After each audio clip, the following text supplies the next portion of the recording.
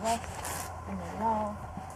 And I feel like we keep doing these a million times a day, but whatever, maybe get another tidbit about each other each time we do it. Okay. So our plan is we're going to talk about what is direct action.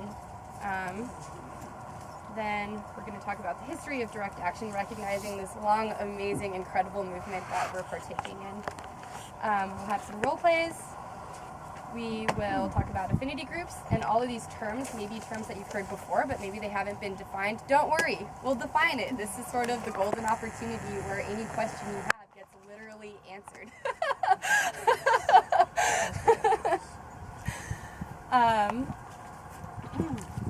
Then we'll do another role play.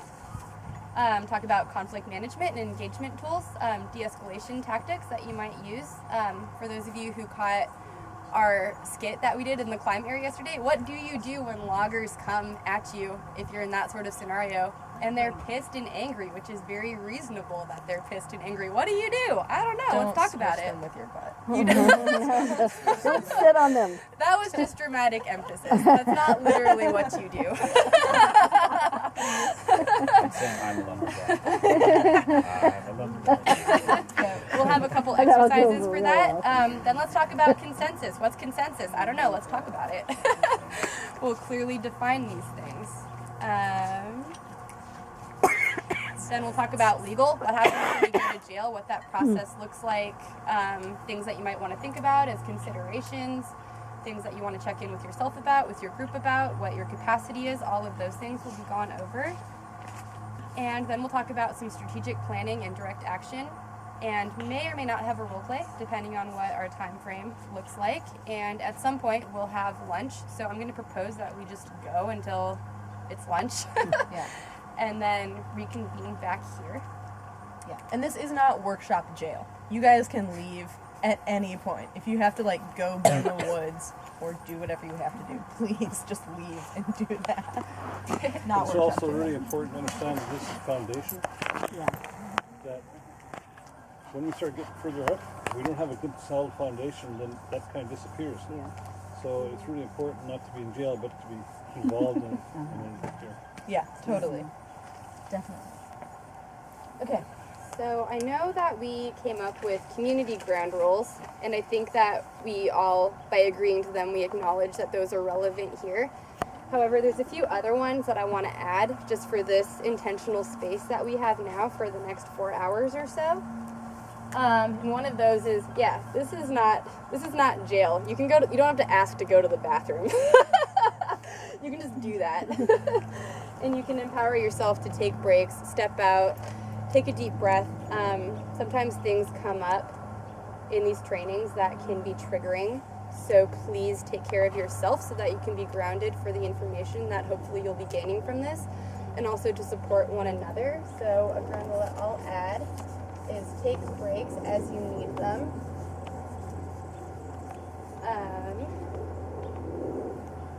You could do the move up thing, which I really like a lot.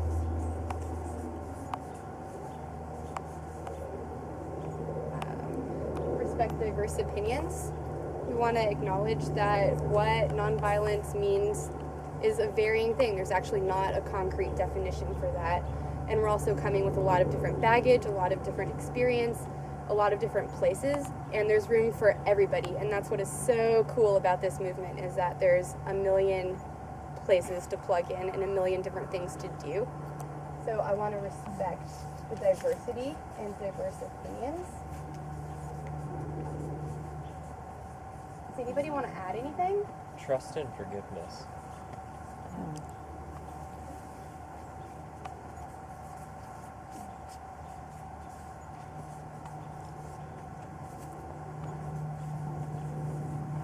I think that really ties into what you were saying about differing opinions. I think forgiveness is a really foundational tool to use for that, so that we can have a discussion, not an argument. Mm-hmm. Great. I'm going to add raise your hand. We'll be keeping stack, which is a term that we'll get into more later, but it essentially means to raise your hand, and then one of the facilitators, whoever's not talking, Lakes or I, will then keep track and call on y'all as your turn comes up. So, not to not to worry. We'll see you.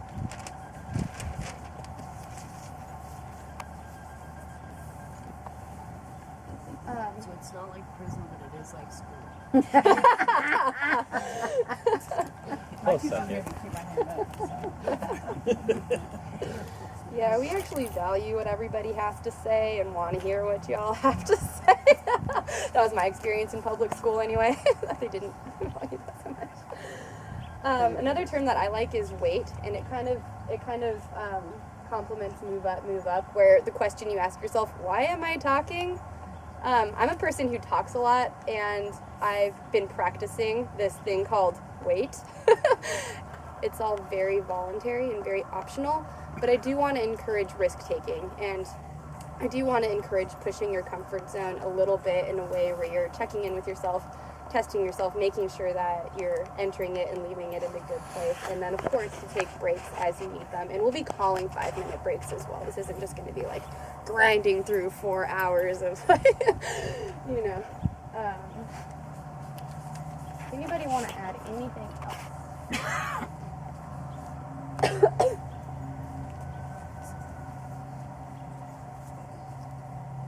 keep going back to spirituality, but it's really important. Everything you're talking about there has a spiritual aspect component to it. I just want to acknowledge that. Yeah. Okay. Awesome. So, spiritual aspect. And I guess the last one I want to add there, I'm dyslexic and I can't spell, and it's kind of distracting in that if someone's like, that's not spelled right. If you have questions because you have no idea what I'm writing, please ask. But if you can like kind of understand the word that I've written, just let it go. Please. So it's not really dog? Yeah. Totally. That's easy. Yeah. So if it's close enough that you know what I'm talking about, please just go with it. But if you're confused, then ask. Okay. Get right into it? Yeah. Okay, so we are going to start off with what is direct action? You wanna write and I'll call? Okay, does anybody have an idea of what is direct action? Acting. Yeah. Doing something directly at whoever. Awesome. Whatever. Doing something directly at whatever. Any other ones? Yes. We kind of, or I just learned this in the other one. Observe, orient, decide, and then act. So it's like the circle that goes around, and so that kind of helps with the acting. Yeah, It's like the foundation for acting. I can draw the picture. totally. That makes sense to me. I think I can visualize that really well. Just like a wheel going around, and then on this corner it's observe, orient, decide, act. That's awesome. Any other ones? Yes. Generally forcing a confrontation to bring up underlying conditions that should have been dealt with earlier.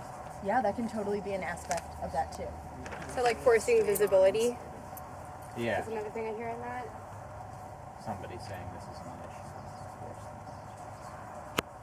Confront the issue that was always there in the first place. I think something that ties into that, sorry for interrupting, but yield to force is also a really important thing in action. So that if somebody is trying to be more forceful than you, then you know how to yield. Kind of like when a dog attacks you, you're supposed to yield, but also tell it the rules. So you yield and then say, get down. That's it. Yeah, I think that's an element of it, of how you do it, but maybe not it itself. Exactly. What were you going to say, Wendy? It's it's kind of doing something like instead of like sneaking around, you're like, "Hi, I'm here," kind of in your face kind of thing, as opposed to like stealthy, sneaky stuff. Yeah, I like the way you talk about like this motion that you do really speaks to my definition of it.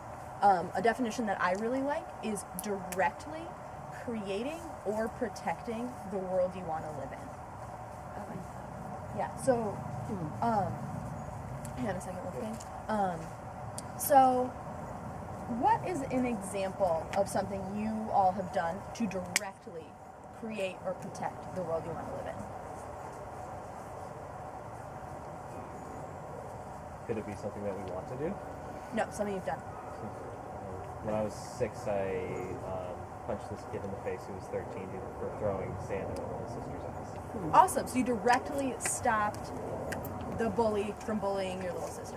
We can talk about nonviolence later, but that is definitely direct action. I have a videotape from one of the asshat security guards trying to intimidate me, and I just stood there, and he's like, get off the property, so I just stepped back off the curb and stayed right there and took video. Still was taking video of this guy. Yeah, so didn't let yourself be intimidated by No. someone. You're like, I don't want intimidation No, in the I hate world. I'm not going to be intimidation. intimidated. Awesome. Anything else that someone's done? We did, we organized, well, with the global solidarity for the March Against Monsanto to take direct action in raising awareness and putting our foot down against not knowing what's happening. Hell yeah, so you weren't going to ask the media to do it for you. Right. You were just going to do it yourself and bring awareness to that also. Or like the whole Backbone campaign fighting off Glacier. I don't know about that.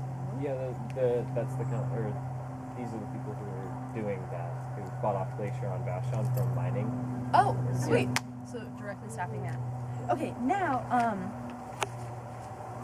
does anybody want to bring up direct action that they've heard of anyone doing throughout history? Drop us the cheese. That be considered a direct action. Yeah, awesome. Did y'all hear that? Did you say that louder? Maybe. I said Rosa Parks doing what she did on the bus was kind of, I would consider that a direct action because she basically said no, I'm not moving. Yeah, definitely. Ziggy, I feel, or not Ziggy, Alexis. I feel like I can see the gears turning in your head. What you got? I don't know, there's a lot. There's a lot. Boston Tea Party. Yeah, definitely. Yeah. I think it's important to recognize, and I don't want this to offend anybody, but there's also really dark direct action, such as Hitler's campaign. That was a very direct action, even if it was not for the best of intentions. Yeah, that's super real. So on that note, I'll bring up Holocaust resistors as incredible direct action history that we can identify with and be stoked about. Yeah, Warsaw Ghetto Uprising. Like, that's an amazing moment there, too. Anybody want to popcorn some more from, like, way back in the day? Really long time ago. Okay, Jesus going into the temple and throwing all the tables away. Yeah, totally. What about Moses taking all the Israelites away from being enslaved by the Pharaoh? Yeah. Yeah, what about some other real old ones? Or less old? Oh, the Greek mythology of how the Olympians overthrew the Titans in order to create heaven, or to create Earth. I can see that one too. What about Ghost Dance? Mhm. Happening there, like people bringing back their spirituality and being there, being alive and there in a really big way. Or I'm not familiar with that. We can talk about Ghost Dance later. okay, sweet, So great. move forward. I think this is mostly to bring up that this is old. Like, people have been doing it for a really long time. It's not just a white thing that was invented in the 60s. Obviously. I think maybe that's like the closing bit about this.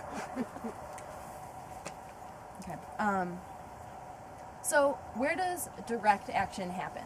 There's a tool that I really like called points of intervention that when I'm trying to strategically plan where my campaign is going to use direct action, it helps me to think about a couple different places of where it's going to be. Danielle, you want to start off with point of decision? Yeah.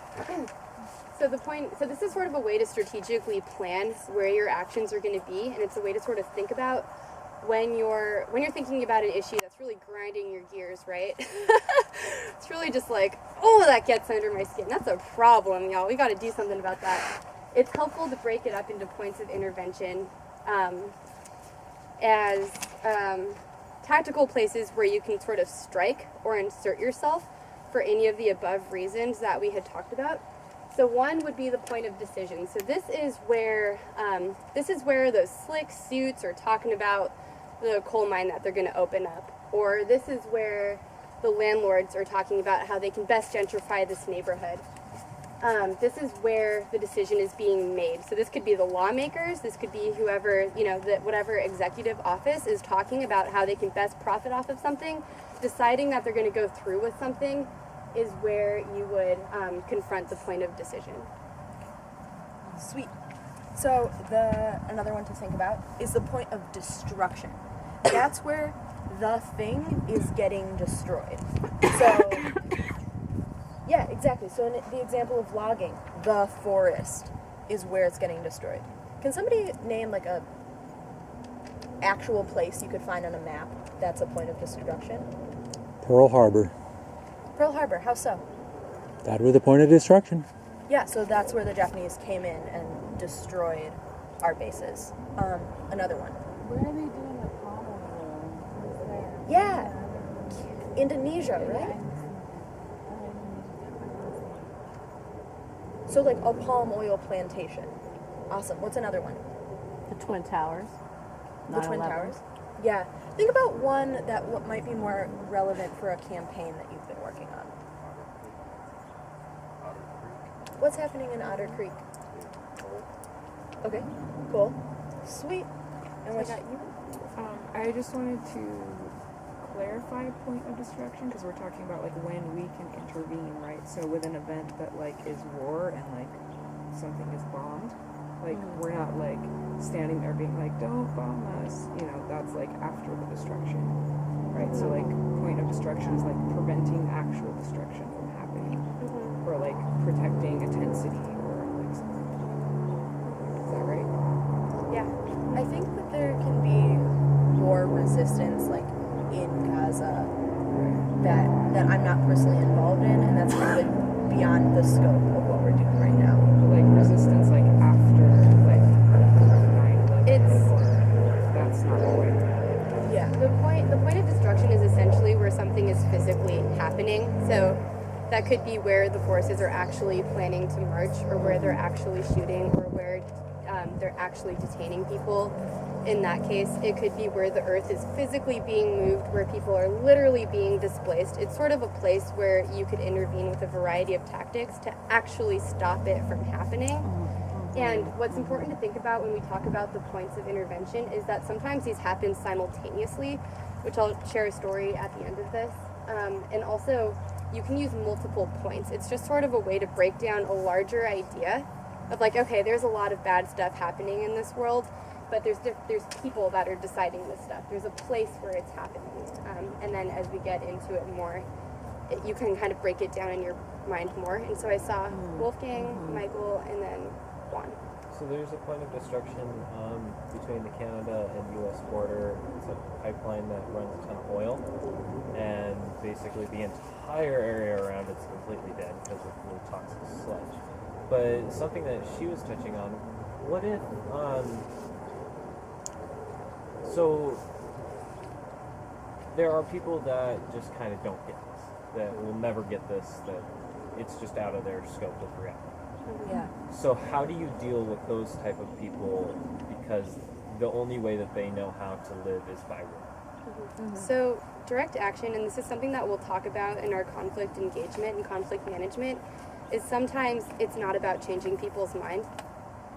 There's some people where you absolutely want to build alliances with. That would be frontline communities, that would be workers, that would be people who are kind of actually also being stiffed by, the top of the ladder, that's sort of rolling downward. And then the top of the ladder, my goal is never to get them to agree with me. I'll never get a CEO to sit in a forest camp with me. Maybe. But that's not going to be my intention as much. And so direct action inherently is going to create tension and is going to inherently create conflict between people. So I think that's a good point. We're going to piss people off, which is something that we'll talk about more in depth later. I feel like by saying I'm never going to get somebody to, like a CEO, to sit with me in the forest, in the woods, and go climb trees barefoot, why not train the future congressmen by having them here today? I think we're totally getting through this, and I think you bring up a lot of really important points. And Yeah, yeah. I do that a lot. Cool. ADD. Okay. So the next point Well, of I saw a couple more, and then we'll move on to the next point. Point of instruction is the farmed salmon yeah. industry, Yep. and we might not be able to go directly to the farmed salmon, but we can do work on the public to educate them. Totally. What you got, one? For me, it's industrialized beef. Yeah. Being, for example, the number one consumer of water, the number one producer of methane, things like that. Yeah. Totally. Okay. Yeah. Okay. So the point of consumption, this is where people are directly interacting with that product. So in the case that you just brought up, the beef farm or even the salmon farm, it's Walmart where people are buying it for dirt cheap. It could be Home Depot where people are actually buying old growth, and consumers might not realize that. You might have a lot of fun playing with messaging. You might have fun playing messaging or being really creative with your tactics on that one to get people to sort of be aware of what it is that they're actually supporting. Point of consumption could look like creating a picket line outside of, Walmart's really easy to pick on. Creating a picket line outside of Walmart, doing a demo inside Target, doing a demo inside Home Depot. It's going to the places where consumers, everybody, our parents, our friends, people that we know, neighbors, people are going there to purchase this product that is inherently coming from a bad place, and moving towards something that is a thing that people interact with without even realizing it. So Just clarification on Home Depot.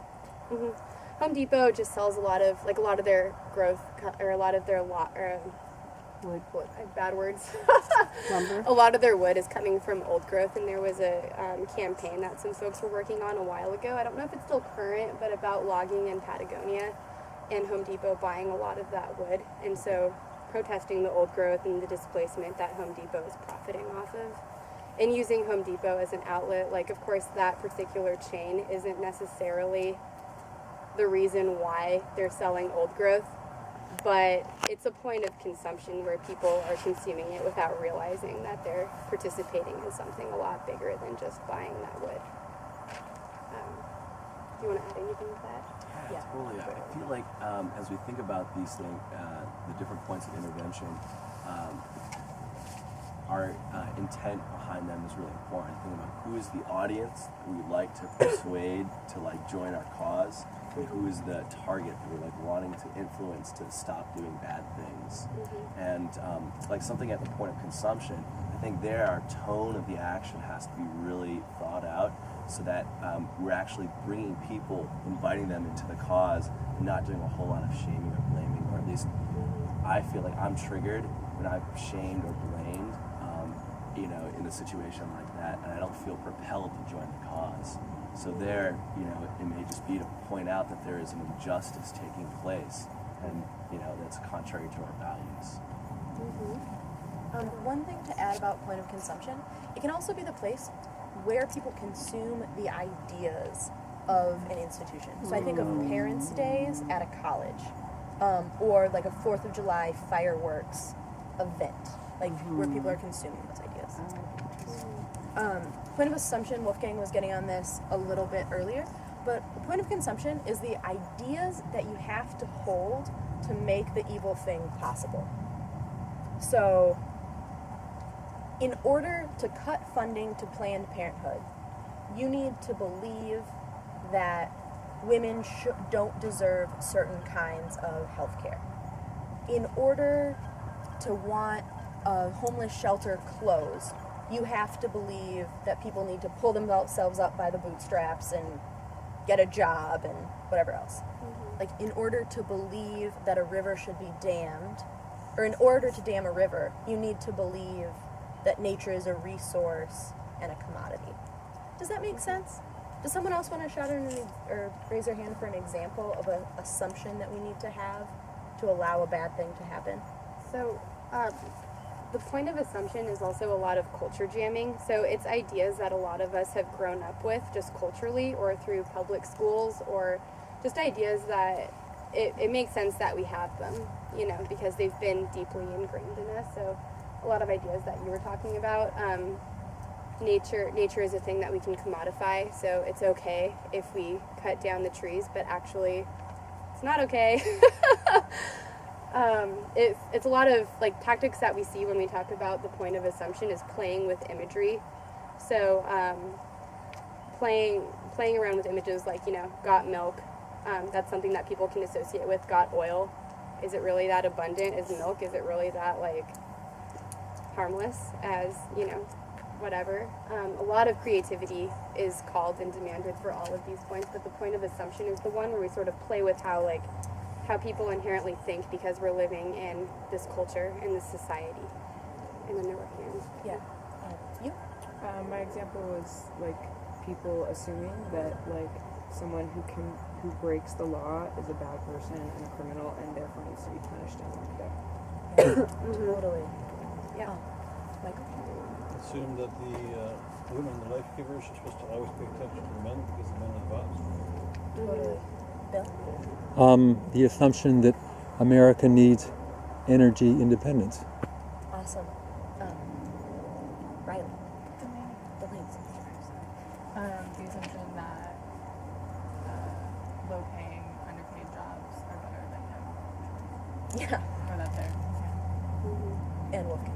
The assumption that deforestation is a bad thing.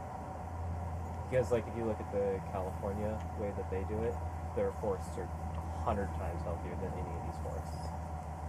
Because of the overgrowth. Okay, and going on to point of potential. This is a new one that I get really excited about, but the point of potential is really bringing to visibility what we could be doing instead. Does anyone have a good action that really highlighted a point of potential? Yeah. In Occupied Phoenix, we had an issue where a lot of people just didn't seem to be getting what we were trying to get across, that were actively involved. You know, certain facets of it. So instead of doing teach-ins, we did a couple of weeks of learn-ins. You know, What did the learn-in look like? the learn-in looked like for instance, very similar to this. This is more of a teach-in. You're looking more to teach us, so it's appropriate.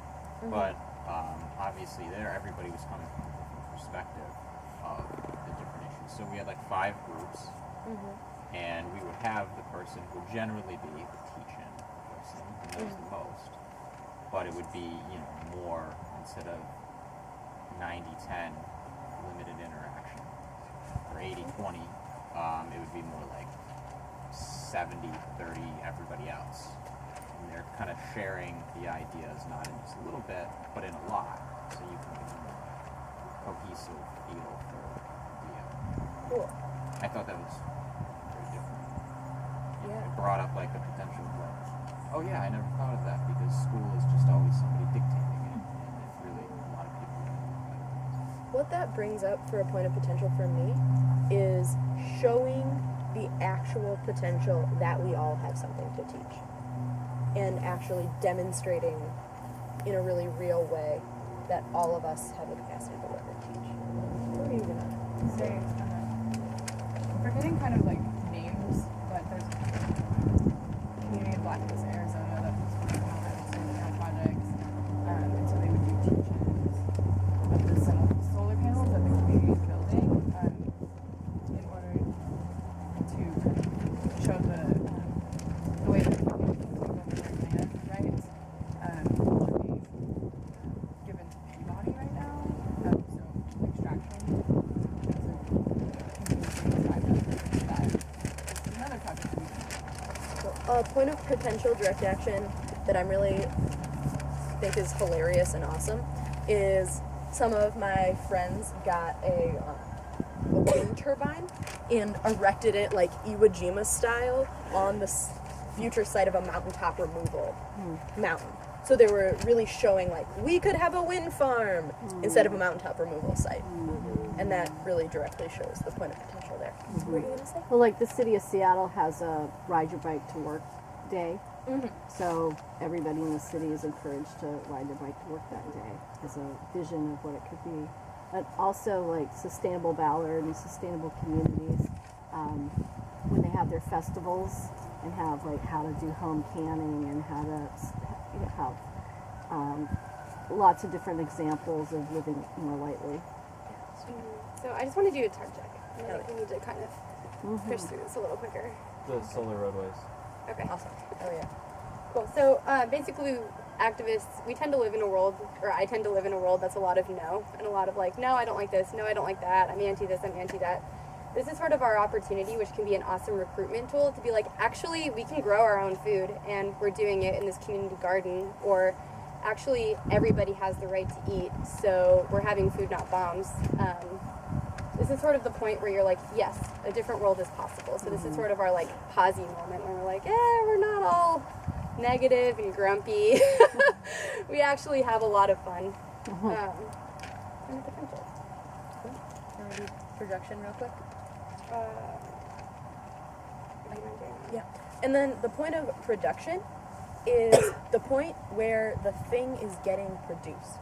So that could be oil refinery, because the oil that we don't like is like actually getting produced right there. Or it could be a slaughterhouse where factory farm meat is getting produced. Does that make sense? Yeah, or a lumber mill. Okay, that one's kind of often easy to put your head around. Totally. Sweet. Okay, so a few years ago, about 4 years ago, I was involved in, I live in Olympia, and I was involved with Olympia Rising Tide. And we were working on a big biomass campaign. The Evergreen State College, which is sort of this projected green, liberal, alternative school, was planning to convert their natural gas facility to a biomass facility, which then would encourage about 20 some odd biomass facilities up along the peninsula with about 50-mile radius around each one for where their grab is. So biomass would be defined as anything on a forest floor, or specifically anything that's taken after a clear cut or logging. So we saw it as a false solution to climate change, amongst many other things. We did our research and found out that they were actually working with companies, Nextera, who were involved in the tar sands up in Alberta. And it just kind of was this big thing, and they were having lots of meetings behind people's backs and giving students very little notice and not involving the community. Biomass burns dirtier than coal. There were a lot of false assumptions about that. So we had some point of assumption stuff there where we had to really sort of break the spell that actually this biomass isn't a solution to climate change, and actually isn't, it's not one or the other. Natural gas is also bad, but converting it to something else didn't make sense, and then setting that precedent. And so this was a campaign that went for about a year, where almost every day we played a series of small pranks, which you might call actions, one and the same sometimes. We attacked the point of decision regularly. We found the main person, who was sort of the head honcho of the whole thing, identified him as Scott Morgan. He's at the head of the Clean Air Committee. I can't remember what his title was now. And what we did was we made wanted posters. Scott Morgan, wanted for attempted ecocide, had his office number where you could get a hold of him, and then a list of his credentials that actually made him not qualified. He had a culinary background mostly. And it felt really awesome to know that he was going to see these wanted posters of himself every day where he went to work, throughout the dorms, throughout everywhere on campus, going there every day, hanging up these flyers, wheat pasting these flyers. We would go to their meetings, and we would bring the point of consumption to their meetings by dumping wood chips on their big, nice oak wooden table. And a year of this, 5 people, really small group, we won the campaign, and it was incredibly inspiring. And now there's no biomass at Evergreen, and yeah. Awesome. Break and then spectrogram? Yeah. So on 3. So, yeah, on 3, direct action training. 2, 3. Direct action training! Cool. Thanks. Echo.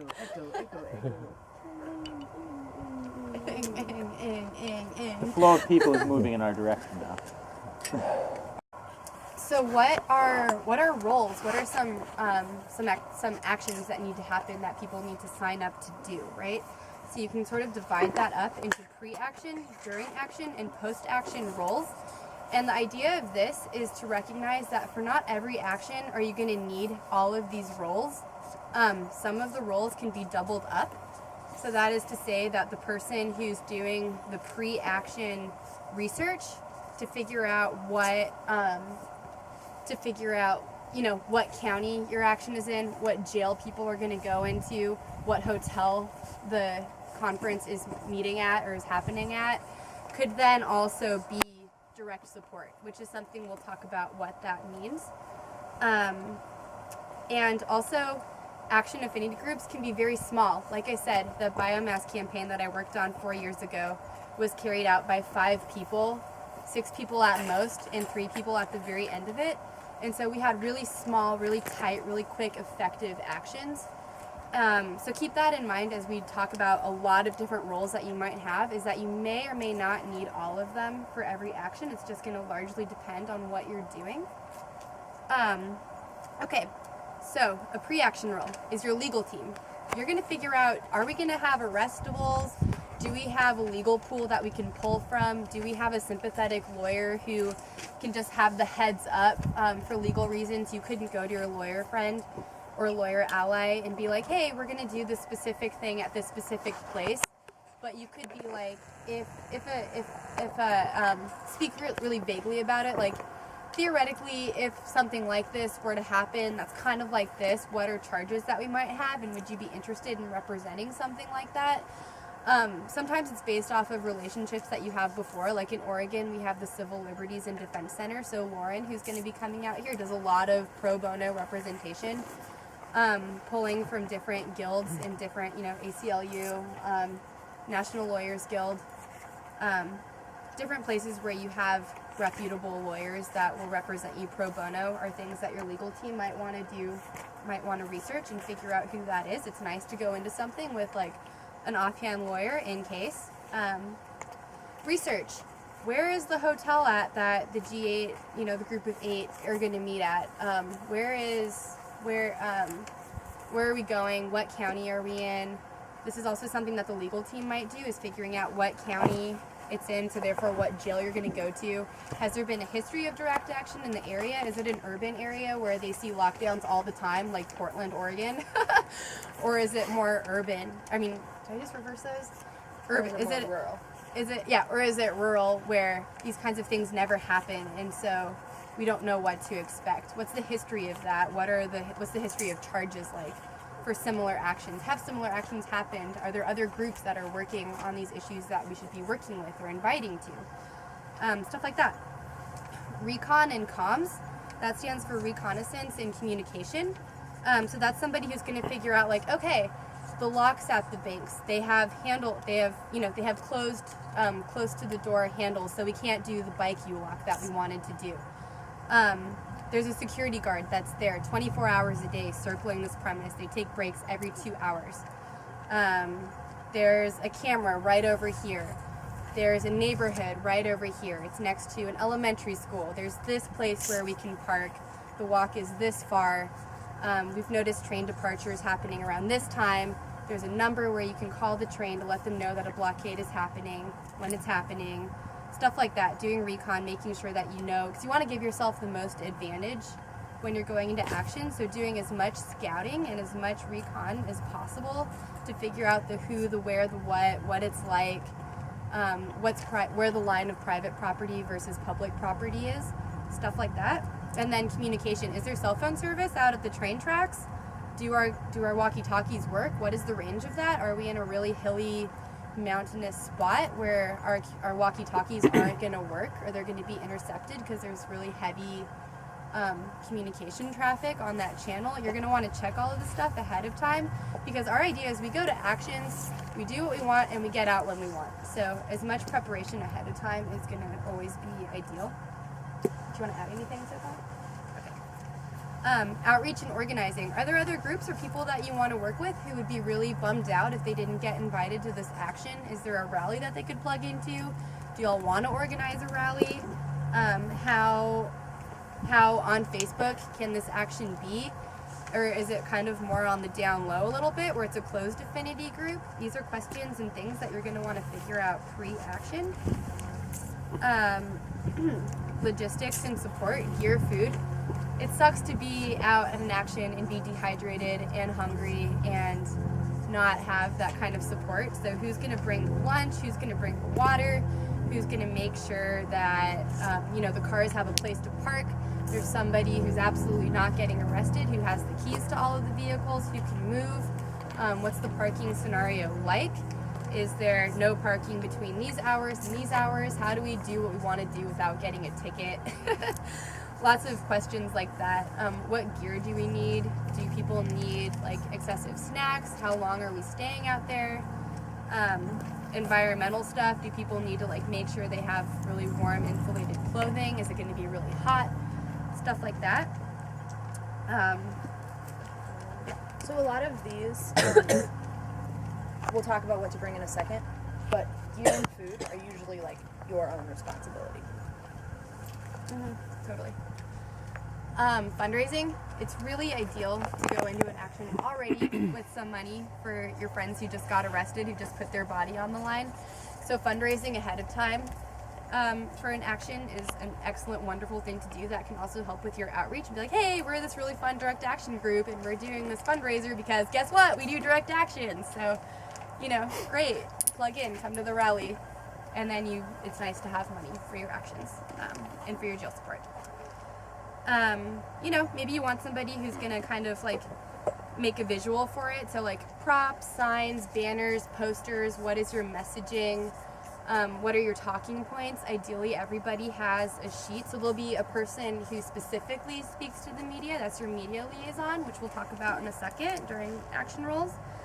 But then somebody's going to figure out what the general speaking points are so that everybody ideally is empowered to be able to share the messaging of why we're blockading this railroad. Also sending out media advisories, letting whatever newspaper know hey, just a heads up, there's going to be a really fun action on Monday at some point that you all might want to have on your radar. You're also going to come up with your press releases, which is sort of your story of what you're doing that you then send out as in a form of a media package sort of with pictures and statements from people who are maybe getting arrested if that's happening, or just why you're doing what you're doing so the media has something that they can publish and put out there. And also you'll want that for your own media outlets, so Indie Media, Earth First Newswire, different places where it's sort of more of all people media where you can just throw out whatever and they'll post it up. So during action, there's a large misconception that the arrestees are sort of the rock stars of the whole action when actually the arrestees are a part of it, and the whole action would fail miserably if that person who sacked everybody's lunches and brought that didn't show up, right? That would suck so much if everybody was hungry and dehydrated the whole time, or so with that said, arrestees is one. Those are the people who are intentionally going to get arrested. And let's be real, we talk about action spaces as a safer space. There's different things that you can do to sort of hopefully theoretically have barriers to prevent yourself from getting arrested. But what's real is that we can't predict or control what cops do. And so we're going to say safer because you're not inherently proof that you're not going to get arrested. But our arrestees are people who are intentionally sitting on the tracks, locked down, who are intentionally ready and willing and able to get arrested. Meanwhile, surrounding them, there's the direct support. Those are the folks who are going to reach into their pants, pull out their ID. They're going to be communicating amongst them, whispering, going between the lockdowns, whispering okay, you want it, you're feeling this way, and then relaying messages back and forth, making sure that the lockdown people are feeling good and safe. They're going to act as a barrier, so that way when, angry workers are coming, they have to deal with the direct support first. They're going to be, So a lot of our blockades and a lot of times direct action, we immobilize ourselves in the way, stopping whatever bad thing is going to happen behind whatever thing we're trying to protect. And the direct support is the person who helps you with all the things you'd normally do on your own, but because you're immobilized, you can't. So they're going to itch your nose for you. They're going to hand you a piece of chocolate when you want it. They're going to pee their diaper with you when you need to pee your diaper. We'll talk about it in a second. I got they're gonna be they're gonna tell you stupid jokes when things are getting stressful. Totally. You'll have the police liaison. So the best thing, your bottom line, is that nobody talks to the police. Nobody talks to security. Only the police liaison.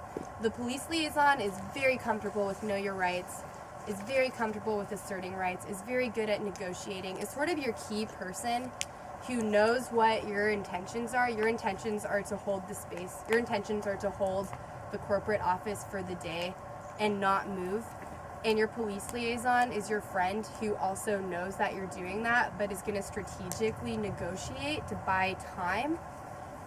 This person, so that you have more staying time. So like maybe the police liaison will be like, okay, I hear that you want to, is going to sort of explain the situation first and foremost, just like, hi, my name's Danielle. I am really happy to talk to you about what's going on. So right now these folks are stuck in this office in these contraptions.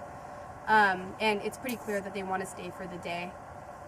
Sort of negotiating back and forth, like, okay, you want to extract them. Well, we've heard that media is coming in like 5 minutes, and it's really important to them that they get the message across. So then after that, they'd be willing to unlock. We're just like, okay, our group is a consensus-based group, so we're going to have a meeting to figure out if they're going to unlock first, which has actually been an amazing tool for negotiating and kind of extending time. That is that, like, cops are like, okay, these people need to unlock right now. Police liaison. All right, well, these people all make decisions via consensus, so we need like 5 minutes to have a meeting or whatever, and then you take all of your time having the longest consensus meeting ever, while the cops are over there just being like, they said they have to have a meeting, so, which I've seen happen many times, and it's an incredible tool. So you're the police liaison.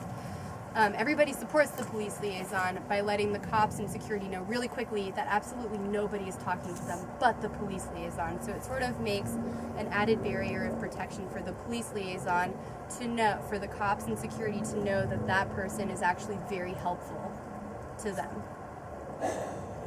Okay. Good protester, bad protester? Well, I'm going to bust through this. Okay. Then you have your media on-site and your media off-site. Media on-site is going to be taking pictures, is going to be getting interviews, is going to be live streaming, is going to be doing whatever to produce your own media from your own point of view with your ideal dreamy image and your ideal dreamy quotes that you have. And your media off-site is going to be getting those pictures, is going to be getting those tidbits, and is going to be sitting at a coffee shop very far away, or off-site, very off-site, on the computer and on the phone, talking to media, letting them know, like, hey, there's this incredible lockdown happening right now at such and such address. You should really go. Here's the press release. Is going to be on the phone and on the computer a lot, getting this stuff out. Video and video support. People who are going to be doing the filming, the live streaming, video support. Maybe it's a really intense spot where there's a lot of workers and there's a lot of chaos, and it's really likely that the media people are going to get arrested. So you might have a film runner, somebody who's going to grab the film, run it to your off-site media person so that those images are safe. And, maybe you need that. You're going to have a scout who is going to be maybe in an advantageous position, like maybe let's say like 5 blocks ahead, behind, or to the side of the big march that's going through downtown Seattle. And they're going to be on a walkie-talkie communicating to somebody in the march like, hey, there's cops 3 blocks west of where you are right now. Or like, hey, if you go ahead, you're going to be met with a barricade.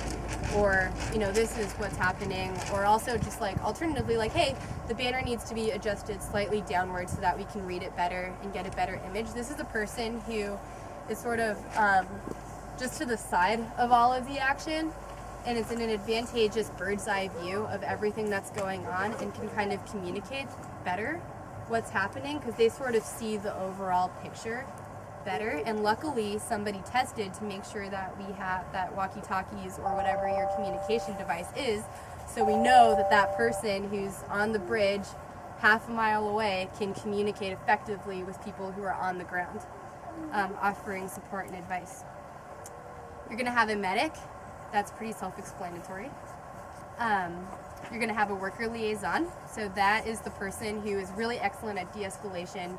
You're going to consider gender stuff. What does it mean to have a hyped-up male talking to a hyped-up male, trying to de-escalate that person, and just being aware of what kind of personality and what kind of person in general is better for that.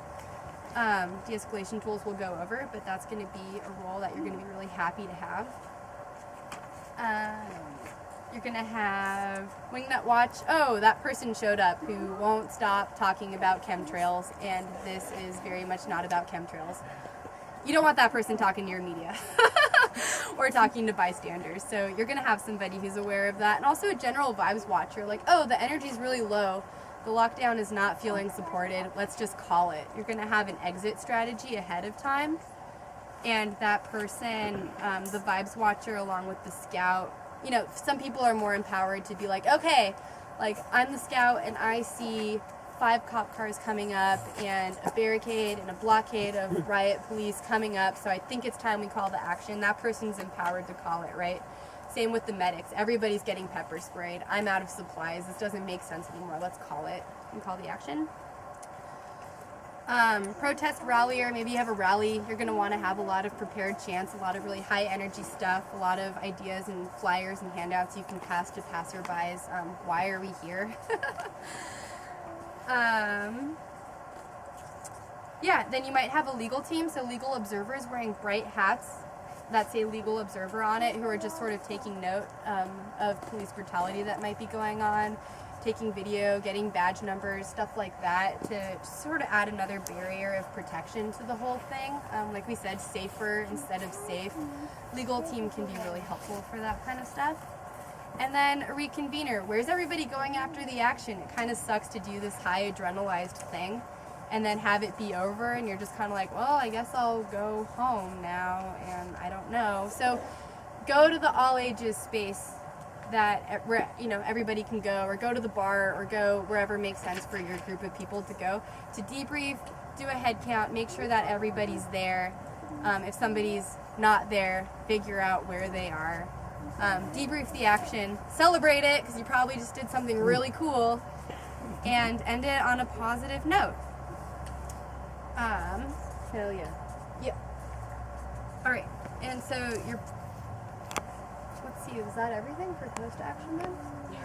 All right, great. Hell yeah. And then you'll have jail support. That's going to be a continuous thing. So what's important to recognize is that if you have people who are getting arrested in your affinity group is not over until that person is completely done with court, completely done with jail, done with probation. We don't leave our people behind to pay for legal fees by themselves because they just did something really awesome for our movement, right? Hell no. So you're going to make sure that that person's not alone and that person's supported, and that's everybody's responsibility. Okay, way to go. I want to add one quick thing to post-action.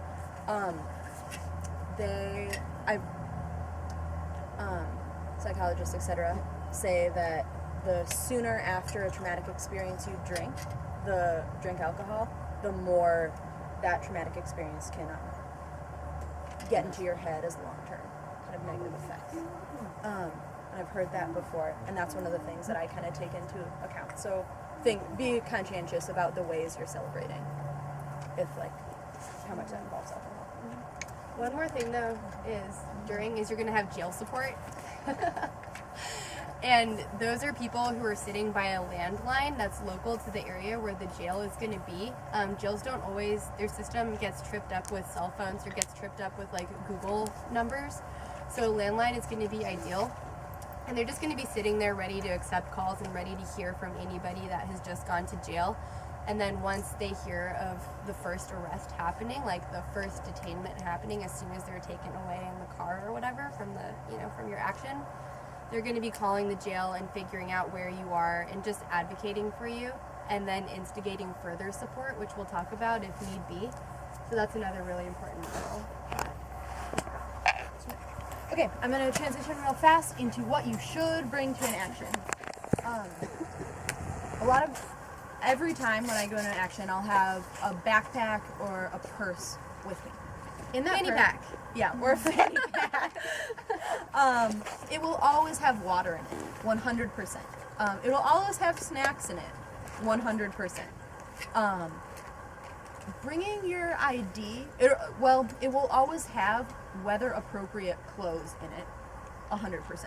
So, and we'll also have clothes that will help me blend into my environment afterwards. So if I'm doing a woods action, I'll have earth toned clothes that I can hide in the woods with. And if I'm doing an urban action, I'll have clean clothes, clean, colorful clothes that I'll be able to blend in to the action with. Does that make sense? Also, I personally bring my ID with me to an action. This isn't a decision you want to be intentional about, but I find that if you get arrested, you often go through the prison and release process faster if you have an ID. But that can be a more dangerous decision for some people than others. So if you're undocumented and participating in this, like, you're gonna have a different set of legal things you want to work under. Or if you're not going to give your name or any of your information to the police as an act of solidarity, you're going to have different decisions around whether or not to bring an ID also. Anything else what you should bring before I transition into what you shouldn't bring? I guess I just want to say, consider how much like yourself you want to look at in action. So in addition to wanting to blend in with where you are, it might be really good to have a second pair of clothes in case you do come into contact with chemical weapons, so like pepper spray or tear gas stuff. That's going to really stick to the fibers of your clothing. You can instantly contaminate other spaces as well. If you walk into a place and you're covered in tear gas, suddenly you just made a tear gassy room. So it's a good idea to have a second change of clothes so that you can quickly leave the protest and suddenly you look like you're shopping in the fanciest part of town where the protest just was. Also, I think it's nice and advantageous to not always look like yourself at actions. So like, I'm wearing khakis, y'all. You know? Totally. Good comment? I was wondering if that's like on top the like anti-chemical weapon clothes are on top of the like clothes to blend in afterwards, or if that's like the same. It could be the same, it could be different. If you're gonna go into a place where you are expecting tear gas, you definitely want another set of clothes.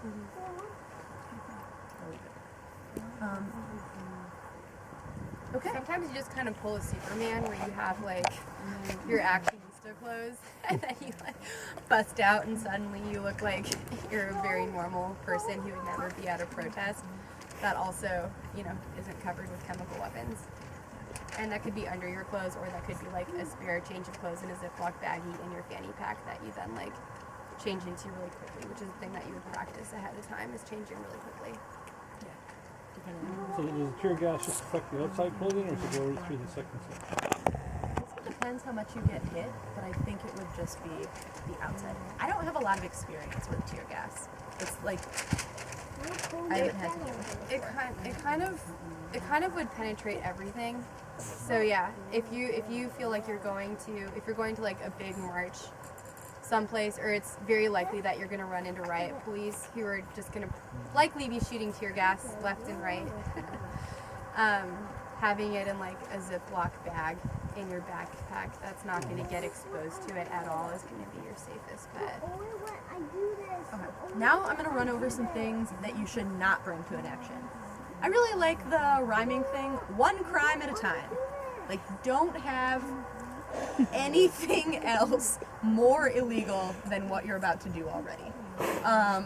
So going to an action, do not speed, and have all your registration and license on your car all set. Do not bring any sort of drugs or weapons to an action. I usually like carry a pocket knife on me because it's useful, but so I have to like really remember to like take my pocket knife off of me, even though like it'd be really hard to hurt someone with it. But like I want to make sure that I don't have anything on me that could be at all suspicious. Does anybody need this to go over a little bit more? Yeah. Could I add something? Mm-hmm. One time my friend got arrested with like a tea bag wrapper in their pocket, and like the cops, the third time they frisked him, found it, and they pulled it out. They were like, does this have drugs on it? He was like, no, and they were like, you're gonna test it. Yeah. So another thing that I would add is I take out all of my piercings when I go to actions. I want to give cops fewer things to pull and yank at. And if I go to jail, my process will be a lot smoother if they don't have to figure out how to cut these things out of my face, which is not my ideal for cops to have sharp objects by my face.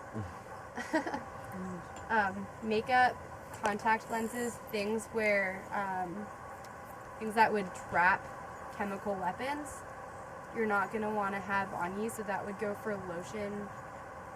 Sunscreen is one of those things where it's just real that that's environmental exposure, but you can at least make a safer decision for yourself knowing that that is something that would trap chemical weapons. So maybe the best thing you could do for yourself is to wear a lot of, light layers so that you don't get sunburnt that way.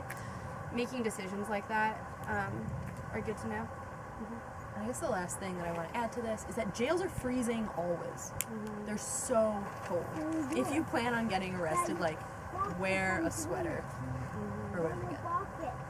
Okay, sweet. Also, don't bring valuables with you. Also, so it's ideal to have have a few bucks on you, or just enough money that it's not such a big deal if it gets stolen. I've had money stolen from me before when I've been to jail. And so it'd be nice if they didn't have my computer that has all of my emails and has all of my stuff on it, or if they had my really sentimental, if I were married, my wedding ring, or whatever valuable thing. So you get one of the throwaway cell phones you're going to pack with you, is that what you're saying? Yeah, single-use cell phones are awesome. Yeah, thanks for bringing that up.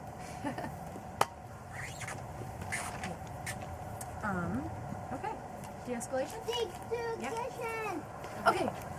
Can everybody else stand up and get into two parallel lines where you are facing one person? First of all, thanks for doing that so lovingly. Two, I hope you know that the hippie talk is all just jokes. Hey, I've resembled that remark. Yeah, totally. I'm right there with Dory about that. Okay, so who felt themselves as a CEO get really de-escalated? Okay, who as a CEO felt themselves get angrier and angrier? I got more disgusted. Really? I don't know. I guess I got into my character. Yeah. But it was easier for me to just ignore him and be like, how did he get in here? And just have my tape going on in my own head. Yeah. And tune him out through my own tape. Did any of the activists feel like they made inroads with the CEO at all?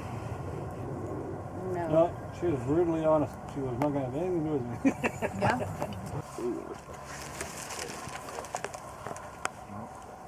Okay, so. Okay, so I'll start with before. Okay, so we're gonna break this up into before the action, during the action, extraction, jail, getting bailed out, and then sentencing, trial, etc. Okay, so before the action. The NLG is not fairy godmother, amazing lawyers all the time. That's National Lawyers Guild. Yeah, the National Lawyers Guild. They're a guild of lawyers who are specifically here to help activists and protests. But they're not magic, just to let you know. They are really awesome most of the time.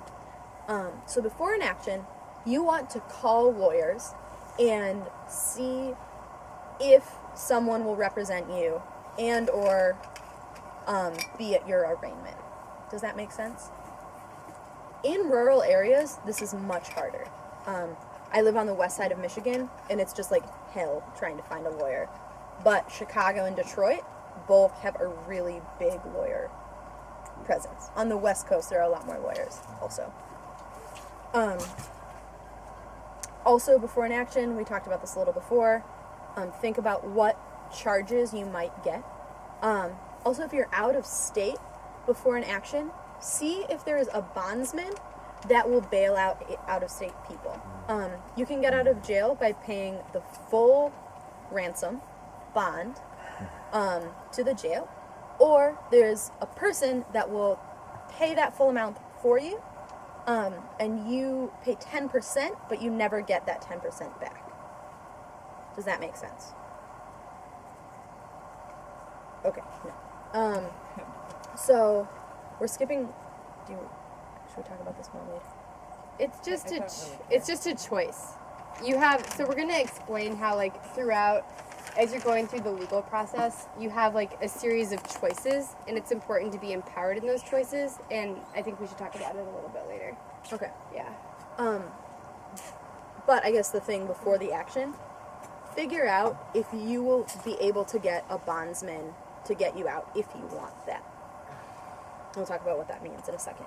Also, you want to fundraise for bail and legal fees before the action. So then you're at the action. Yeah. Okay.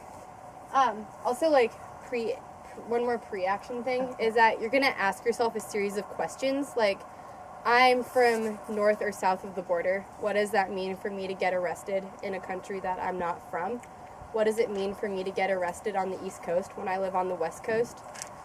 What does that mean for a trans person to get arrested? Or what does that mean for a person of color in like a rural, mostly white town to get arrested?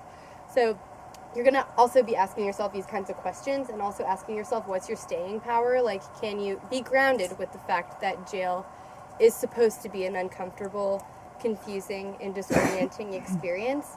And then be real and check in with yourself about if you're up for that sort of experience, or the possibility of that experience. So just some questions that you're going to ask yourself also that then you might need to do further research into as like a pre-action role. So I got this piece of advice when I was younger, and it's been amazing. Never get arrested in a place that you don't want to go back to. Because you'll have to go back for probably at least a year. Okay. Sweet. Flow chart? Yeah. Okay. During the action. We're going to do the flow chart at the end. During the action, or do you want to do the flow chart now?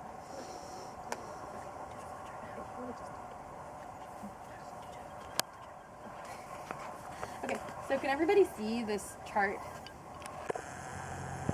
Okay. So, at the action, you are given a warning. This is the cops coming in, being like, if you stay here, you are trespassing and you will be held under arrest. You have two choices there, theoretically, right? So we're going to acknowledge throughout this whole thing that depending on who you are in the world, what county you are, police being as unpredictable as they are, and the fact that we're rapidly losing our rights, and that what happens in one county or one state isn't what's necessarily going to happen in the next, we're acknowledging all of that, right? So theoretically, you'll have a choice. You're not just going to go necessarily, but maybe they will go crazy and just start arresting everybody like they did in Eastern Oregon at the John Day protesting Keystone, or protesting the tar sands megalode stuff, where they just went and arrested anybody who was there, even if they were on the sidewalk. That happens sometimes, so let's just be real about that. Okay, so the warning. Hey, you hippies, leave or you will be under arrest. Okay, so you leave. All right, theoretically you're out of there. Nice job, high five. It's sweet to not get arrested. I've had really amazing, empowering experiences being a lockdown person. And as I've gotten older, I've gotten way more excited about doing actions where people don't get arrested.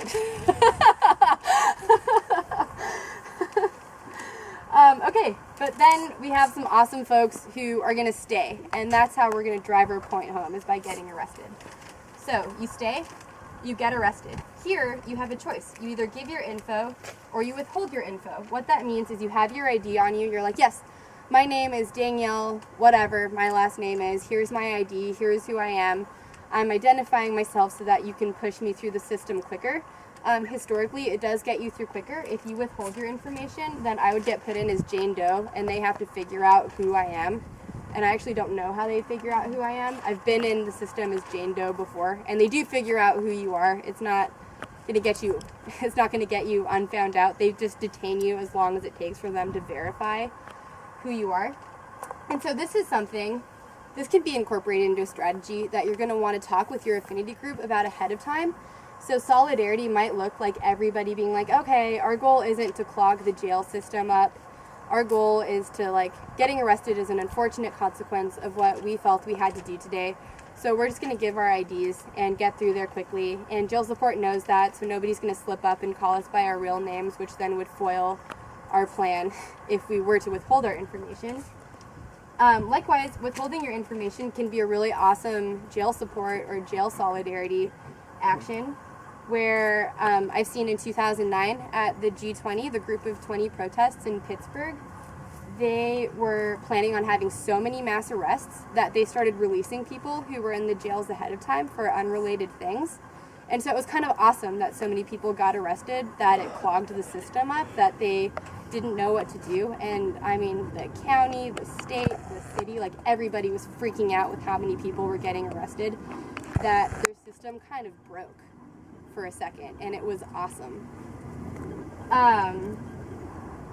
Likewise, you might want to just be sucking up their resources and making it really unmanageable and being like such a handful and so difficult to track down and figure out who you are that then they're kind of busy and preoccupied. So strategies, advantages, and disadvantages to both. Neither are wrong, but make sure you check in with your affinity group and make sure that everybody is on the same page about what you're doing so that jail support isn't calling and being like, hey, is first name and last name there yet? And then suddenly they're kind of cued to like who you might be because your jail support didn't know that you decided to do that. So when we say info here, we mean what is written on your driver's license or your state ID card. Mm-hmm. We don't mean like, who were you there with? I was with Sarah and James. Like, what is on your ID card at most is what you should give to the jail.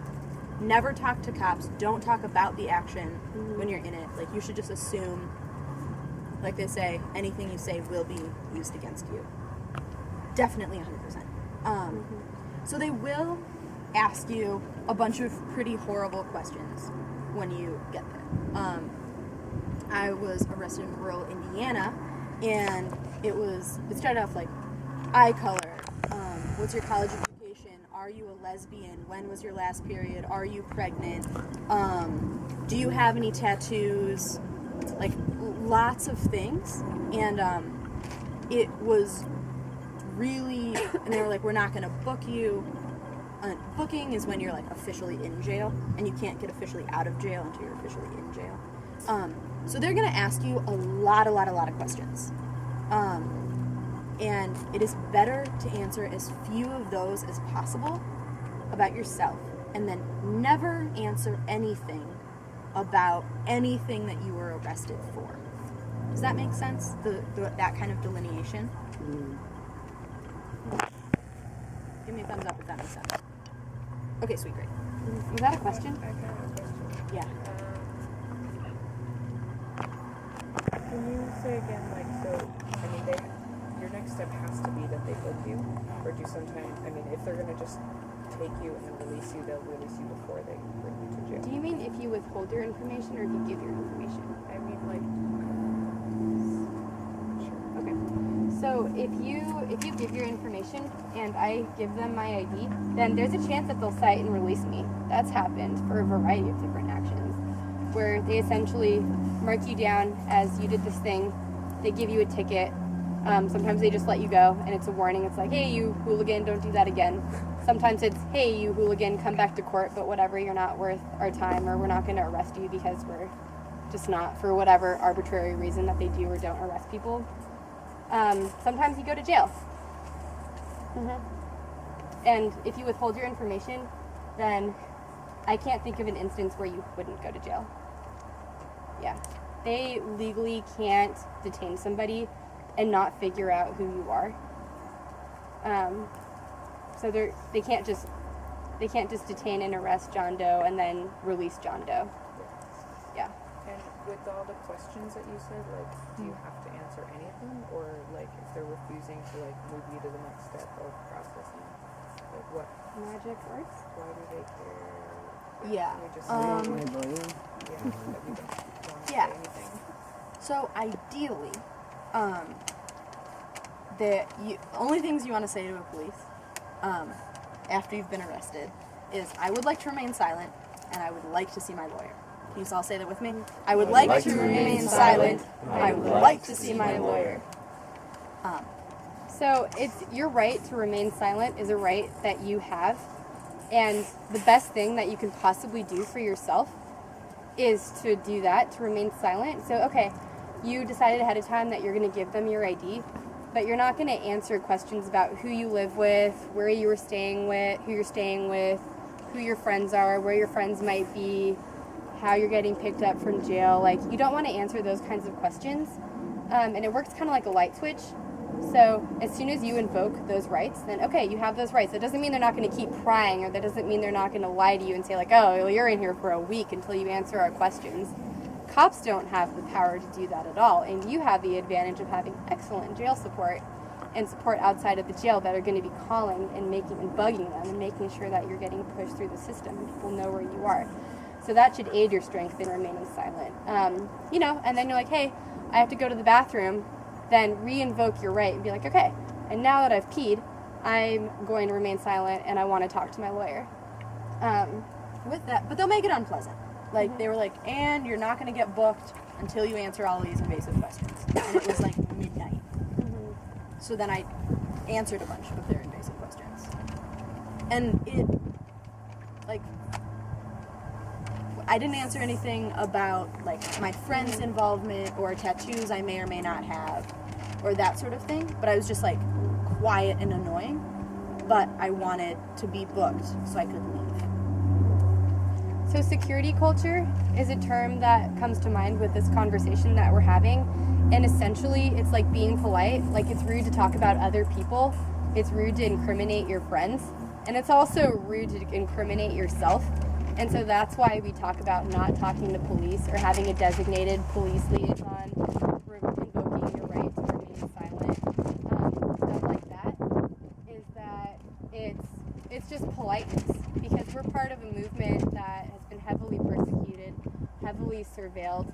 They're trying to build a psychological profile of you and the movement, and that's not to make this be like a really scary thing, but it's important to be realistic and to take ourselves seriously, be grounded with what we're doing, and it's kind of a real thing that on the inside, once you're in jail, everything is bugged, everything is tapped. So you're going to want to make sure that you're not talking about what you just allegedly did or did not do without your lawyer present. Yeah. Okay. Did I get any clearer or just more confusing? No. Okay, great. Okay, so at this point, so you've given your information. I've given the cop my ID. Maybe I got cited. Put your head. Huh? Well, either that or that. Or that. Yeah. The flow chart's confusing because the jail process is confusing, and that's just how it is, unfortunately. Okay, so you give your information. You got cited and released, so that means they marked me like, okay, Danielle just got arrested marked as doing this thing. We released her because I don't know why, we just did. And they gave me unconditional terms or conditional returns. Unconditional is kind of like your own recognizance, so we assume that you're going. Do you want to explain that actually? Yeah. So unconditional release is, here's your ticket, be back on August 14th. Done. Conditional release, which I don't think would happen if you were just cited and released necessarily, is come back on August 14th and you can't leave the county until August 14th without court permission. Or come back on August 14th and you have to be randomly drug tested until then. Or come back on August 14th and pay $100 bail. That sort of thing. Wouldn't that be post, wouldn't that be like set at your arrangement, your conditions? That'll happen too, and we'll get there. Yeah. This is sort of like all of the tools of preparedness of anything that might happen. Things change all the time. I mean, I know of lockdowns that have happened where they got escorted and cited and released, and it was really, really pleasant. And then I know of lockdowns that happened in different states where they were held in jail for a month. It was the same action, essentially. It just is different responses in a system that's just rapidly changing because we're losing our rights, right, every day. So the point is that throughout this entire process, you have choices that you can make. So conditional, you can accept those terms and be like, okay, I'll I'll stay in this weird place that I guess I kind of like now, that I have to be here for a while, and I'll stay here. Cool, I accept, and then you get released, and it's your business to show up and to follow those terms, or you refuse, in which case you go to jail. Likewise, if you give your information or if you withhold your information, sometimes you go to jail anyway. At jail, you're going to get booked, and for me, times that I've gotten booked, it's felt like they're stripping my rights away as a person. It's a really, really bad, really intense feeling to like watch them take your fingerprints and get booked into their system, and suddenly I feel like I'm cattle. Stay grounded. Know that you're gonna get out. Know that you did a really empowering, awesome thing, and keep that within yourself. Don't talk about it for aforementioned reasons, and it will be over, and you have support on the outside. But just know that it is unpleasant, and they want it to be unpleasant because they don't want hippies in their jail all the time, or activists in their jail all the time. Okay, so then through booking. Does that make sense? Does booking, any questions about the booking bit of it? The question is just a point of interest. I just feel like there are folks that are caught up in the system every single day, and we come in there doing action that's already, privilege. We're not directly being encountering that injustice. So to keep that in the back of our mind or at the forefront of our mind, so crucial. Yeah, totally. Totally. So we'll get through some tools of how to like stay grounded and how to interact with, occasions where you might be in general population or in isolation or whatnot. Okay. Yes, though, that's totally a point. So booking. At this point, you could choose to give your information or withhold your information, in which case it's just kind of a funny flow chart where you might get cited and released. Or you might withhold information and continue to withhold the information and be a funny clog in the system, in which case you stay in jail. Ultimately, all of this leads to your arraignment. The party ain't over yet, y'all. Good to know that it's like this. Okay, do you want to do the arraignment? Yeah. Okay. So the times that I've been in jail, always plan to be there for like 30 hours. That's my life. So you're in jail, you've been booked, you spent the night, you are freezing, you might be wearing jail clothes that make everybody look sketchy. You're gonna go to your arraignment. It's either gonna be a video arraignment where you awkwardly sit handcuffed and look at a TV screen and the judge can see you. Or it's gonna be an in-person arrangement. Ideally, a lawyer would be there for you. If not, no problem. Basically, the arraignment is a time that they set your bail. So you're gonna go there, and if you have a chance, say anything that is mainstream and good about yourself. I have a college degree, I have kids, I have a job, I shower. Like, whatever you need to, make sure it's all true, but anything that's, mainstream and good. Because that can help your bail amount be lower. Bail is the amount of money your friends need to pay for you to get you back. Really similar to a ransom. At your arraignment, you might get a bail amount, or you might get own recognizance or personal recognizance.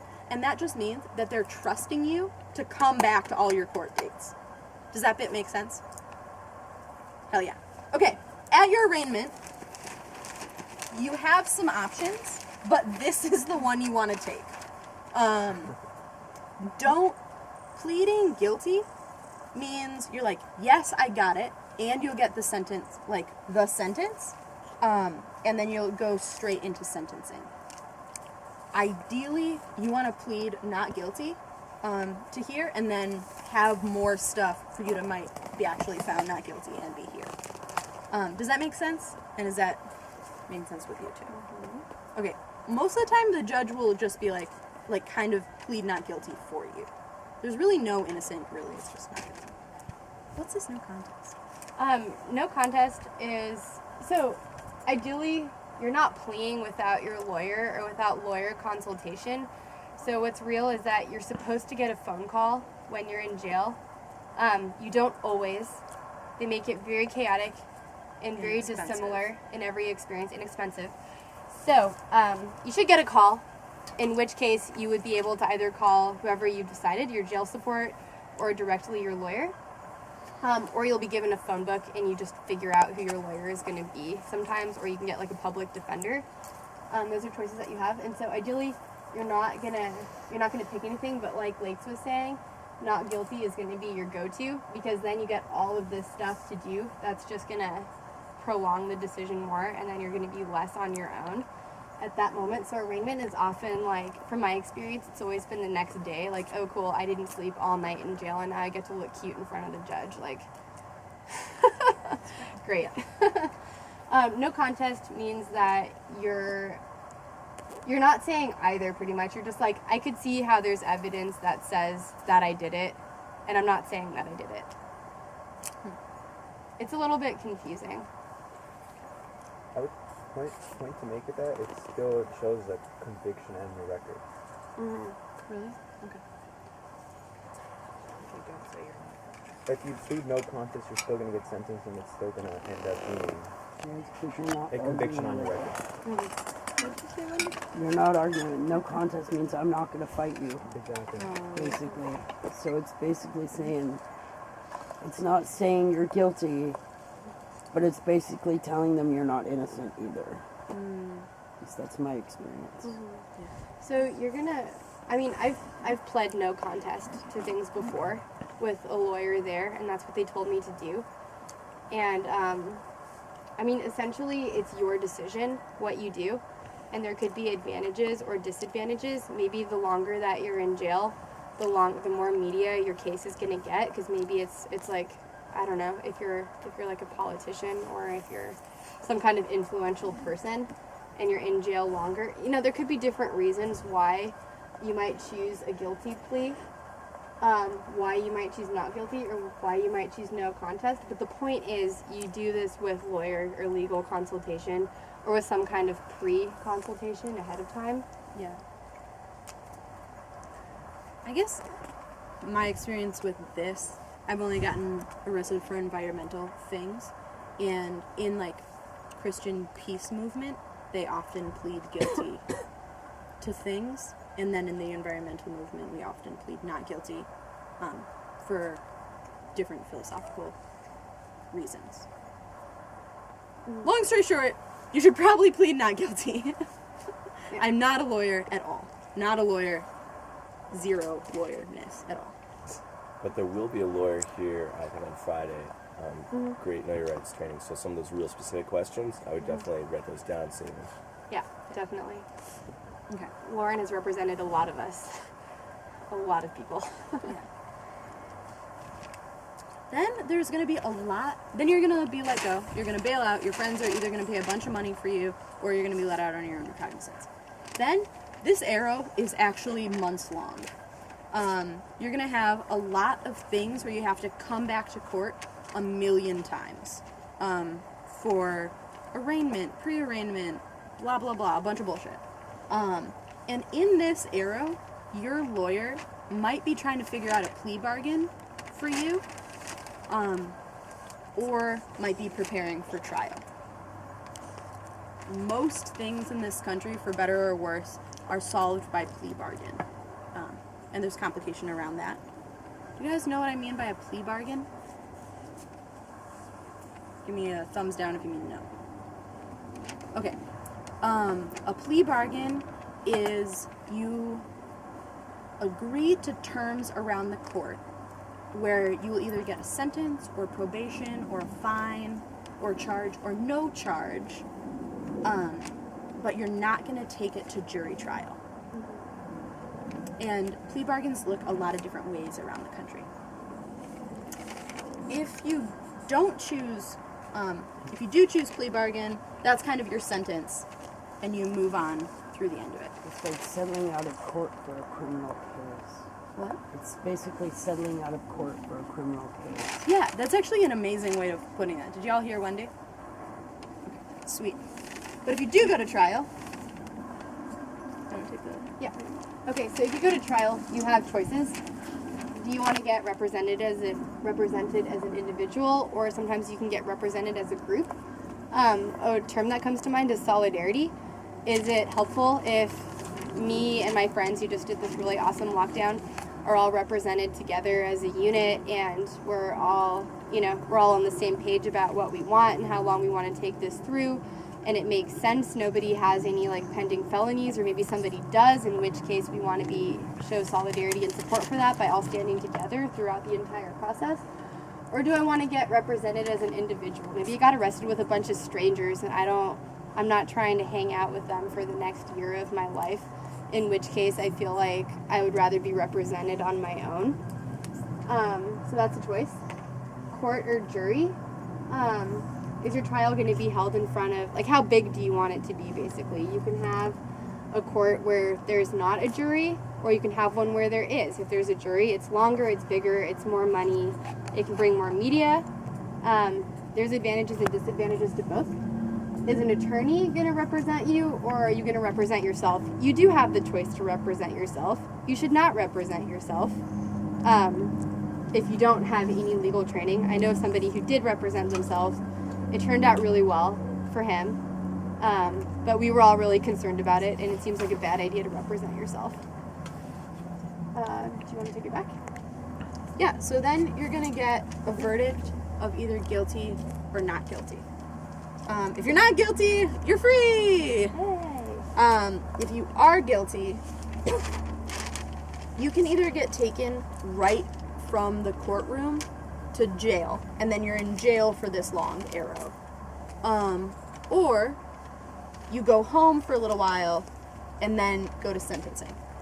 So at sentencing, they're either going to say, okay, you have to spend a year in jail, or they're going to say you have to spend a year on probation, or whatever amount of time. And probation can include drug testing, reporting, not reporting. It can be complicated. A time where you can't get in any kind of legal trouble at all. Yeah. Or they're going to sentence you to community service, and then you just get court hours for doing what you were already doing. Which sometimes. Yeah. Sometimes you clean horse shit for like 100 hours. Yeah. So this is optional, but it makes me like have a secret joy when my friends can get signed off on community service for the organization that they got arrested with. Or you can have a fine where you pay money or not. So probation, community service, and fines, you can either accept and then you're done, but maybe don't have some money or time. Or you can refuse and you go back to jail and then you're not done. Mm-hmm. Well, then and you can get a combination of all of these things too. Like you could get some jail time with a year probation, with 100 hours of community service, and then you have to pay back all of your restitution fines, so all of the money that it took to house you in jail, or you didn't want to be in the first place probably, you get to pay that back. So it's good to be grounded with the fact that a whole variety of things can happen. Sometimes this process goes really quickly. Sometimes you're in jail for a night, the next day is your arraignment. You actually get released on your own recognizance. Having a plea isn't even a thing that's happening yet. You're just given court papers and then released, and then you have to come back. Sometimes they hold you in jail longer. Sometimes you'll have a lawyer with you there, and then sometimes you won't.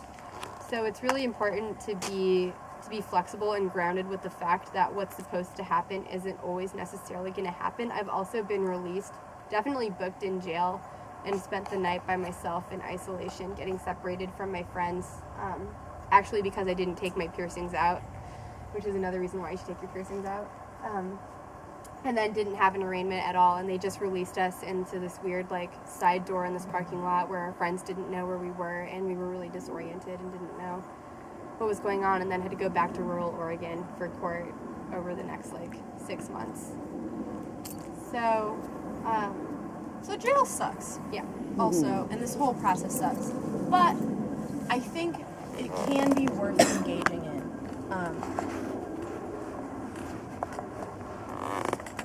The first time I got arrested, I felt so brave afterwards because it had been this big thing that I was scared about.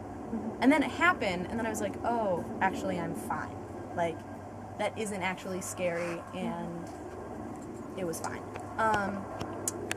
That said, charges are becoming so much more intense.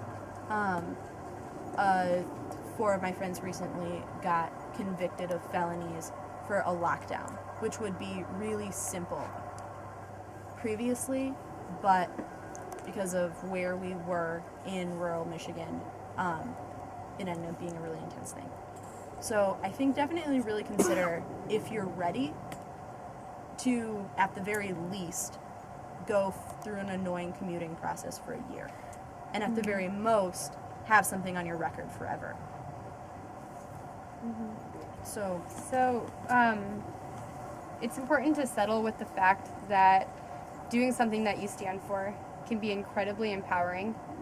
And just know that it could also be really time consuming. I mean, X, Y, and Z and a plethora of things can happen in random combinations. Do things to take care of yourself while you're in jail. Understand that getting arrested is an unfortunate consequence of something that we have to do sometimes.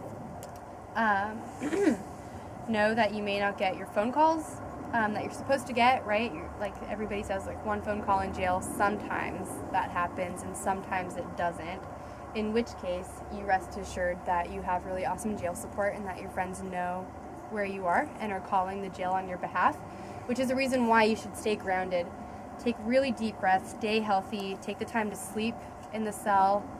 Lakes was saying that they make jail really cold and really uncomfortable. I was put in isolation for I don't even know how long because there wasn't a clock or any way to tell time. They kept the fluorescent lights on the whole time that I was in there, and it was all concrete and I was freezing cold. And it was supposed to be disorienting and it was supposed to be uncomfortable. But I had such a good time at the action that I just kept thinking of it to myself and processing and keeping it in my head and my heart and feeling really good about it. Tell stories to your friends who are in jail with you or to people who you're, fictional stories, obviously. You don't want to talk about what you had just done at all. They're definitely trying to incriminate you. Sing songs, stay grounded, remember that you're in there temporarily. Know that you've communicated and you filled out jail support forms that your jail support person is going to have who's not on site of the action.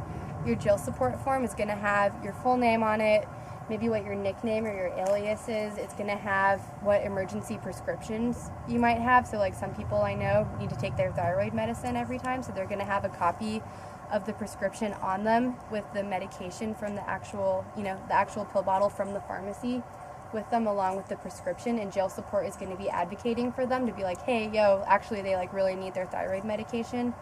Any dietary restrictions you have, any phone numbers or phone calls that they need to make on your behalf, like, hey, Danielle can't come to work right now for whatever reason. I've given jail support to tell my boss. Maybe I don't want my boss to know that I just got arrested at a lockdown or a blockade or whatever. You can find jail support forms if you just Google search it. Just Google search jail support forms, and then there's a lot of different groups that have come up with jail support forms. Just other needs that you have. And you should stay grounded knowing that your friends have this information about you and are working on getting you out.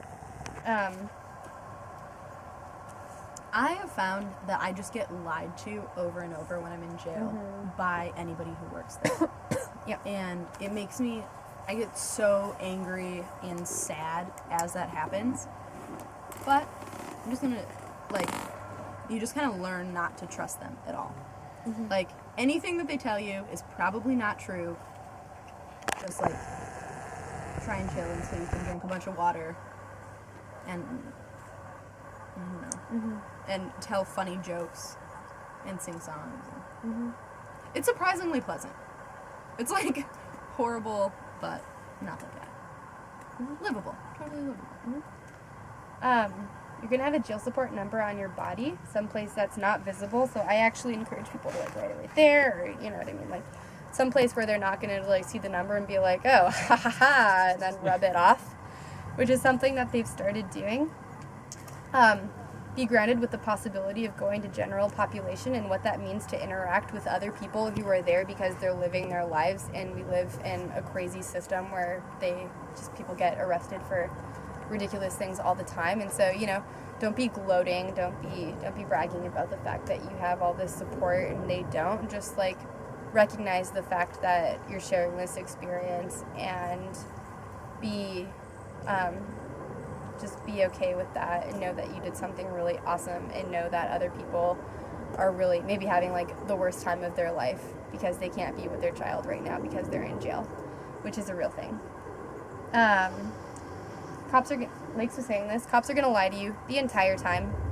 I was arrested for a lockdown in 2011, and the cops told our jail support that we were going to be in jail for a week, and they hadn't been talking to us at all, and they actually lost us in the system and didn't know like what cell I was in, and I could hear them yelling for me in like 2 cells over where my friends were.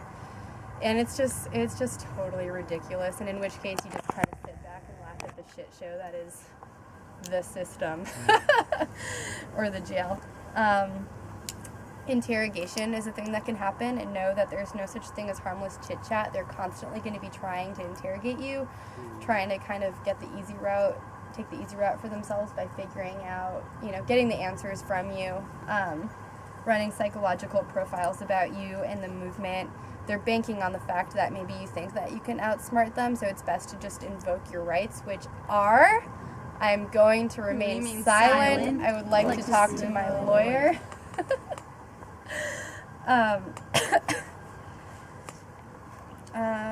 Yeah. Great. And yeah, like we said, cops cannot prosecute you. They can only make suggestions to the prosecutor, but they actually don't have any power over your charges.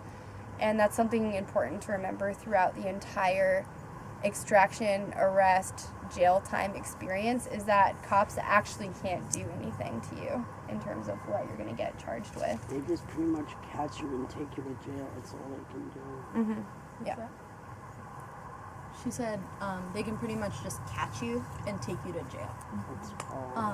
I do want to make a small modification on that. On a lockdown that happened in Michigan, the cops gave really crazy charges, and the prosecutor was like, no, I have to stick by my officers. Like, and those are the charges that people ended up getting, the crazy ones. So it is totally true that cops do not decide your charges, but like how that happens in the real world, not on paper, can be slightly different. Yeah, so this is all, ideally before any of this is even happening, you and your affinity group have had a pregame conversation about what's going to happen when cops start like throwing around the word felony.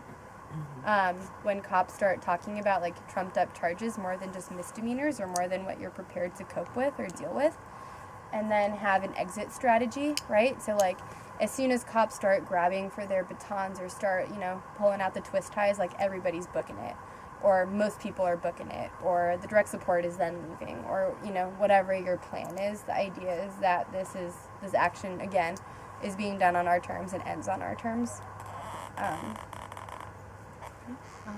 Any questions? Just a comment. There is a wonderful video of a law professor explaining why you shouldn't ever talk to cops in a political situation. In this situation, he then calls up the sheriff of Norfolk County, who says, yes, never talk to cops, but I'm an experienced cop, I'm never wrong. So, I think we both back Lauren. Yeah, okay. We both very much back Lauren from the CLDC, the Civil Liberties and Defense Center, who will be here, I think, on Saturday. Or Friday. You're probably right. She's amazing. Who'll be here on Friday. She's represented lots of environmental and social activists and people who get messed with in general, and she's kind of the movement hero. And she gives incredible Know Your Rights trainings, which I encourage everybody here to go to as like an absolute fundamental part of doing direct action.